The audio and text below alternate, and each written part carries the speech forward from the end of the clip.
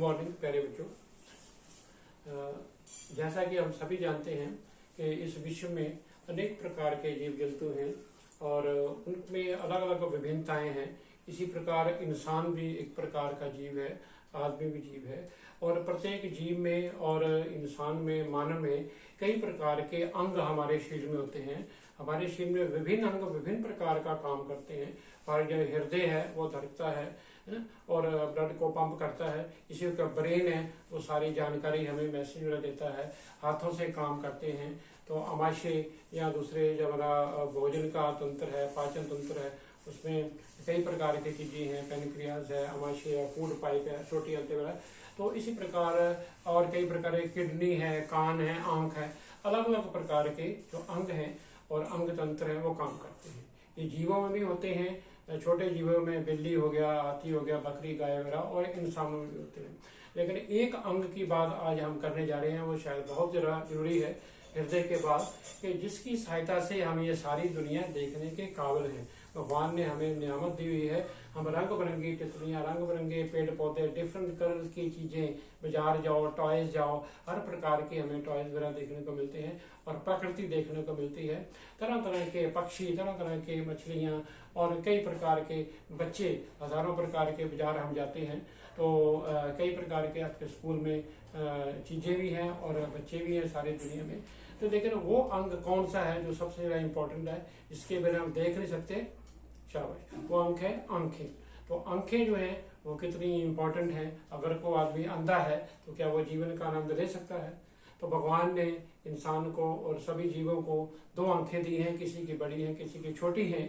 तो हमारी जो मानव की आंख है, मनुष्य की आंख, नॉर्मल जो एडल्ट है, तो लगभग बिल्कुल गोल होती है, लगभग तो गोल नींबू के आकार की हमारी आंख होती है। लेकिन बाहर से देखने में तो आपको ऐसी नजर आएगी, व्हाइट व्हाइट सी नजर आएगी और बीच में थोड़ा सा एक सुराख सा नजर आएगा। लेकिन उसको निकाल के डॉक्टर जब ऑपरेशन करते हैं या स्टडी करते हैं या कई बार लैब में भी बच्चों को दिखाई जाती है, मॉडल भी दिखाया जाता है। तो आंख जो है उसके बहुत इंपॉर्टेंट जो हमारा अंग है सभी जीवों का, उसके बारे में आप स्टडी करेंगे। ये छोटा सा एक जो चार्ट जो है यहाँ पर बनाया हुआ है ब्लैक बोर्ड के ऊपर, तो इसको क्लोज अप से हम देखते हैं और उसको थोड़ा स्टडी करने की कोशिश करते हैं। तो सबसे पहले हम देखेंगे कि ये जो हमारा आंख है, इसकी ये स्ट्रक्चर यहाँ बनाई हुई है। यहाँ पर इसके पार्ट्स हिंदी और इंग्लिश में लिखे, इनके भाग लिखे हुए हैं।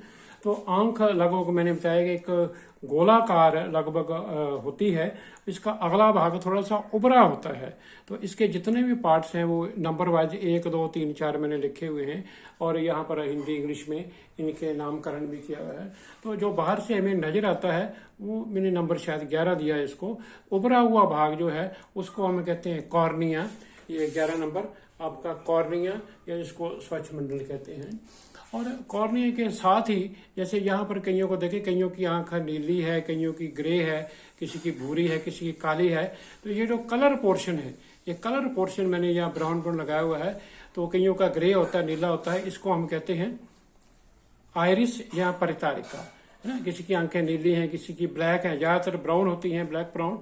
तो और इसके बीच में एक सुराख सा, ये व्हाइट के बीच में सुराख सा नजर आ रहा है। तो सुराख सभी आंखों में, ये बाहर से प्रकाश आता है तो प्रकाश इस सुराख में होता हुआ, इस लेंस में से होता हुआ अंदर है जो फोटो जो है वो बनाता है। तो इस सुराख का नाम है पुतली, है ना। इसको हमने सुराख को नंबर 12 दिया हुआ है। ये पुतली है, इसमें से प्रकाश का एक दरवाजा है, खिड़की है, इसमें से प्रकाश अंदर आता है। और इनके बाकी पार्ट्स के बारे में थोड़ा धीरे धीरे स्टडी करें तो आंख की जो बाहर से हमें बाहर का पोर्शन नजर आता है वो लगभग व्हाइट नजर आता है। वो नंबर 1 की जो हमारी लेयर है, ये 2-3 लेयर है, ये व्हाइट वाली है, रेड वाली है, येलो वाली है।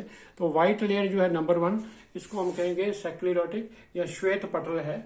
उसके बाद नंबर 2 पर ये जो आपकी रेड वाली लेयर है, ब्लड के, रक्त के रंग की है, तो इसको कोराइड या रक्त पटल कहते हैं। उसके बाद सबसे इंपॉर्टेंट ये येलो वाली जो मैंने यहाँ पर शो करने की कोशिश की है, तीसरी परत जो है वो येलो वाली, उसको कहेंगे हम रेटिना। तो रेटिना सबसे इम्पोर्टेंट परत है। यहाँ पर किसी वस्तु का इमेज जो है आंख के बाहर हो तो यहाँ पर बनता है। अब रेटिना के ऊपर ये दो बिंदु हैं, एक पीला है एक काला होता है। अगर प्रतिबिंब पीले बिंदु के ऊपर बनता है तो हमें वो वस्तु जो है वो साफ साफ नजर आती है। अगर ब्लाइंड स्पॉट 5 नंबर पर जो मैंने यहाँ पर ब्लाइंड लिखा हुआ है, अंध बिंदु इसको कहेंगे, अगर यहाँ पर इमेज बनता है तो वो हमें वस्तु नहीं नजर आएगी, बंदा जो है वो अंधा होगा। इसी प्रकार नंबर 6 पर ये आपकी जो नालियां सी हैं या स्नायु हैं या नर्व्स हैं, ये नर्व जो हैं जो हमें फोटो यहाँ पर प्रतिबिंब बनता है, उल्टा प्रतिबिंब बनता है, उसको दिमाग तक लेकर जाती हैं।